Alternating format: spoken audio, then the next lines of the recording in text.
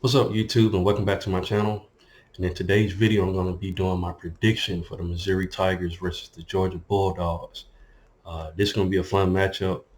You got two teams in the SEC East battling it out for the SEC East division, and the winner of this game can take control of the East. And I'm going to just go ahead and get into the stats. This should be an interesting game. Uh, First team let's talk about is the Missouri Tigers. Sneaky good team this year, you know. Uh, Kind of shocked a lot of people how good they were, was going to be this season. And like I said, they're right behind Georgia in the SEC East. And at quarterback, they got Brady Cook. This guy has thrown for 2,259 yards on the season. He has a completion percentage of 69.8, and he has 15 touchdowns and 3 interceptions. Really, really elite quarterback in my opinion, putting up some elite numbers.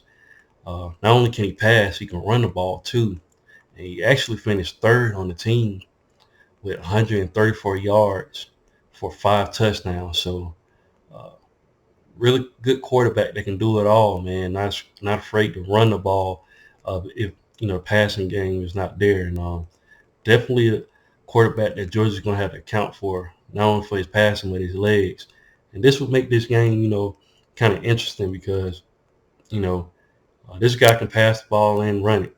So, you know, Missouri, in my opinion, has a really, really good offense. They put up some great numbers, specifically against LSU. Uh, LSU's defense hasn't been really good this season up to this point, but the fact that Missouri is able to put up these points, man, just 90-day difference from uh, last couple of seasons they've been there. So Brady Cook, man, definitely a guy that Georgia has to account for. Like I was speaking in the run game, like I said, Brady Cook was third on the team. Their leading rusher is Cody Schrader. Cody Schrader has 140 carries for 807 yards. He's averaging 5.8 yards a carry. He has 9 touchdowns. So uh, Georgia Bulldogs going to have to shut down this run game. Cody Schrader is no joke at the running back position. He's approaching 1,000 yards rushing. So, like I said, this Missouri team is really, really good offensively, and it's going to be a good challenge for the Georgia Bulldogs defense. They also have Nathaniel Pete, and he has 274 yards. He's averaging 4.4 yards a carry, and he has 2 touchdowns. So this Missouri team is really, really good at run the ball. At wide receiver, they have a guy in Luther Burden III. He has 905 yards uh, receiving, and he's averaging 14.8 yards reception, and he has 6 touchdowns. They also have Theo Weiss Jr., a transfer uh, from Oklahoma, 440 yards receiving, 12.2 yards reception. He has 5 touchdowns. They also got Mookie Cooper. He has 359 yards on the season. And they have Marquise Johnson, who has 268 yards with 3 touchdowns. So this team is really, really good at the wide receiver position as well. They've accounted for 17 total touchdowns in receiving, and they got 16 total touchdowns rushing. So um, this Missouri team, man, got some guys offensively that can put up some numbers. So like I said, it's definitely going to be a test for the Georgia Bulldogs, uh, especially now deep in the season. It's going to be interesting to see what happens. Let's go over to the Georgia Bulldogs. Of course, they have Carson Beck. He's thrown for 2,462 yards. He has a completion percentage of 73. 73 percentage. Yeah, that's really, really good. 14 touchdowns. He has 4 interceptions. And this guy, he can run the ball too. He's not an elite runner, but he has 60 yards on the ground rushing. And he has 3 touchdowns. So he can trick you sometimes to run the ball, if it need be. But he does a phenomenal job staying in that pocket and passing the ball. And dare I say, could possibly be in the Heisman conversation. Carson Beck is having a nice, quiet season that a lot of people ain't paying attention to. Seems like he's getting acclimated with the offense. He seems really, really confident and comfortable. So that bodes well for the Georgia Bulldogs. And that's a scary thing considering, a lot of people, the narrative coming into the season for the Georgia Bulldogs was that, Stetson Bennett's going to be gone and they're going to have to have a rebuilding year at the quarterback position, but Carson Beck is doing a phenomenal job, and Mike Bobo has made it where he can, thrive in this offense, and that's a scary thing to know that. Uh, One of the things that people thought Georgia was going to be really good offensively, but they're picking it up. At the running back position, they got Dejon Edwards, beast of a player, bowling ball type player, 556 yards rushing. He's averaging 5.9, so 6 yards uh, average for rushing. Really, really good average. 8 touchdowns on the season. Uh, just dragging guys out there. Really, really tough to bring down, man. Uh, just almost really, really tough to stop him. I see it every game that he plays. He just drags people, and just a hard runner. They also got Kendall Milton. He has 251 yards. He's averaging 5 yards a carry. He has 4 touchdowns. But what can I say, man? We all know Georgia is known for the running back play. And it had a slow start this upcoming season, started this season, but the run game has really, really came along with Dejon Edwards, man. Like they find their groove, and bad news for college football. Georgia playing really, really good offensively. Wide receiver, their leading receiver behind Brock Bowers, because Brock Bowers got hurt, is Dominic Lovett. He has 365 yards receiving. He's averaging 10 yards reception. He has 1 touchdown. Uh, Marcus Rosemary Jack Saint, he has 341 yards on the season. He has 2 touchdowns. Uh, Ra Thomas, a transfer, 275 yards, 1 touchdown. Lad McConkey, 242 yards receiving, 1 touchdown. Oscar Delp, a guy that stepped up in Brock Bowers' absence, had a really, really good one-handed catch, man. Just another beast of a player. He has 191 yards receiving with 2 touchdowns. I mean, the list goes on, man. The way Georgia looked their last game, it didn't look like Brock Bowers was going. That's just how good the Georgia Bulldogs team is. They do a really, really good job with their depth, and the offense was, good as it always is, So that was good news to see for the Georgia Bulldogs. Defensively, they got Smell Munden Jr., really, really good guy on that side of the ball. He's leading the team with 37 total tackles. He had 2 sacks, 1 pass defended. Tyke Smith, man, 4 interceptions on the season. He's second in total tackles with 33. He has 1 sack and 2 pass defended.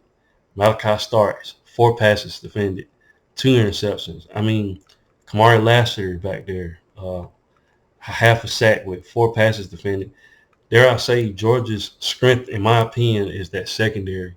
You know, last season, secondary may not have been a strong position for him, but this season, man, got a lot of those guys back. Malachi Starks back there again, Tyke Smith.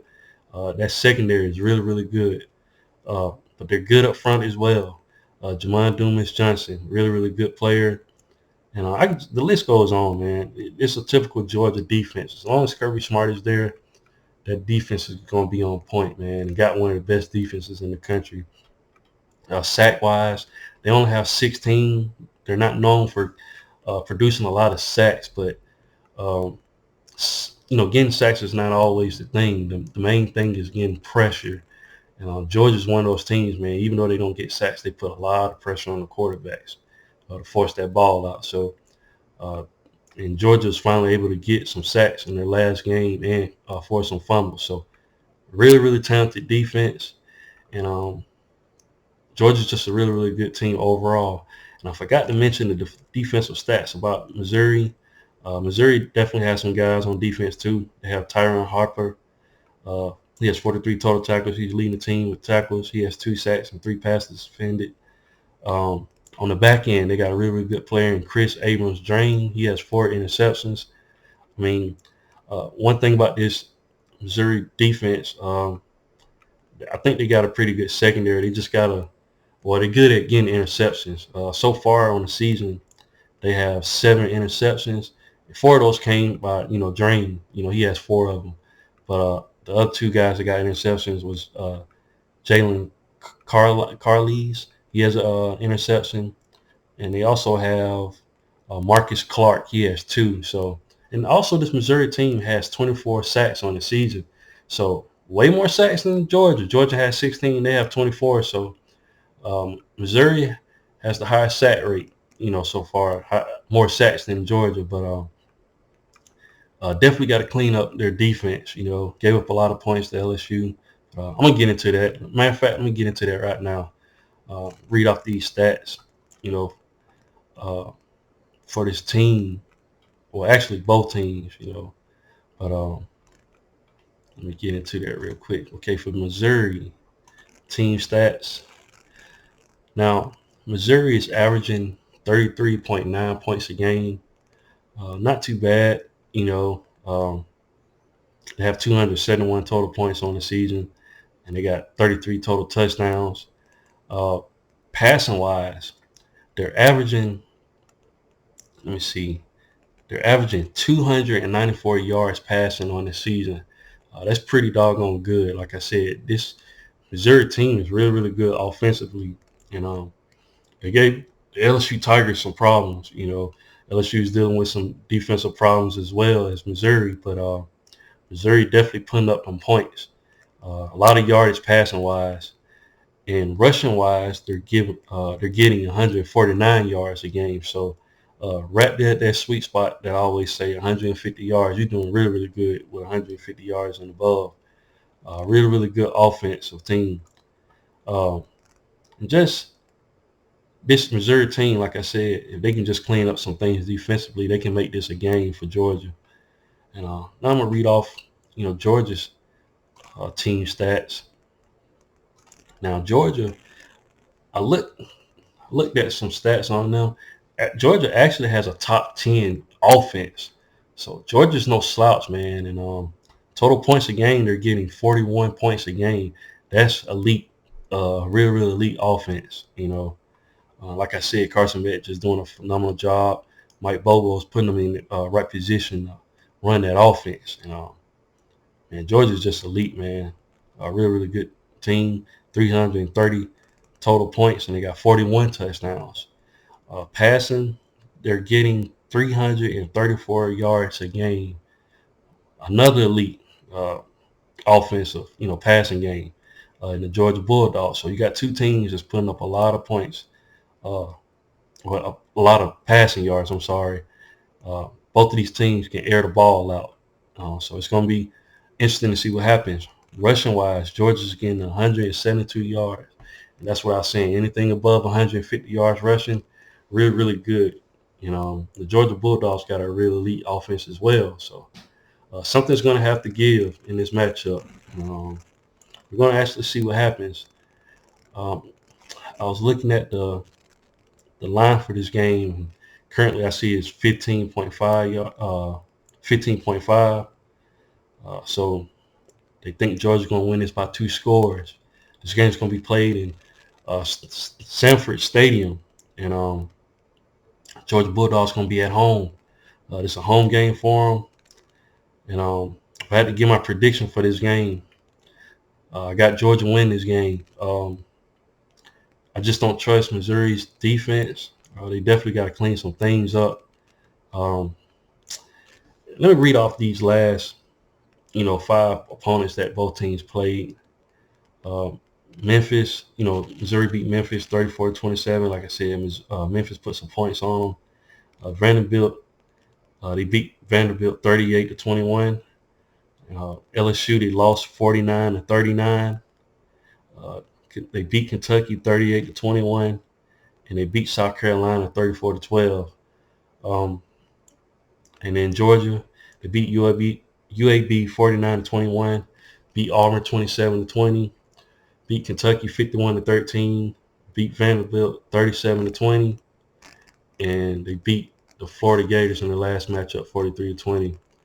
And like I predicted, I just got Georgia win this matchup. Just looking at these opponents that Missouri played, teams were able to score on their defense. Memphis put up 27 on them. Vandy put 21 on them. LSU put a lot of points on them, 49. LSU got the number 1 offense in the country. Georgia, if I'm not mistaken, they're in the top 10. They got elite offense as well. That doesn't bode well for the Missouri Tigers in this matchup. Then Georgia got the defense to go with it. Um, Brady Cook kid can make it a game, uh, but I think Georgia's going to be dialed in. Um, Missouri can make this a game, in my opinion, but it's going to be at home for the Georgia Bulldogs. That crowd is going to be loud. Sanford Stadium is going to be rocking. I know it. It's just something about that stadium and the Georgia Bulldogs, fan base. It's just really, really loud. And, man, if you give them any confidence or momentum, man, it's going to be a wrap. And I can definitely see, you know, Georgia just getting after, Brady Cook, you know, just uh, just making it a rough day for him, on the road. Um, I was also looking, like I said, the road games. Like I said, they went on the road to Vandy, went on the road to Kentucky. Like I said, that home loss to LSU, man. That's just an indication to me that when Missouri plays a elite offense, man, they just can't stop it for the most part. I got the Georgia Bulldogs winning this matchup big, in my opinion, more than 15 points. But what do you guys think? Leave your thoughts and comments in the comment section. And once again, if you haven't, please like, share, and subscribe to the channel. And I'll definitely be back with more college football content. Thanks, guys, and roll tide.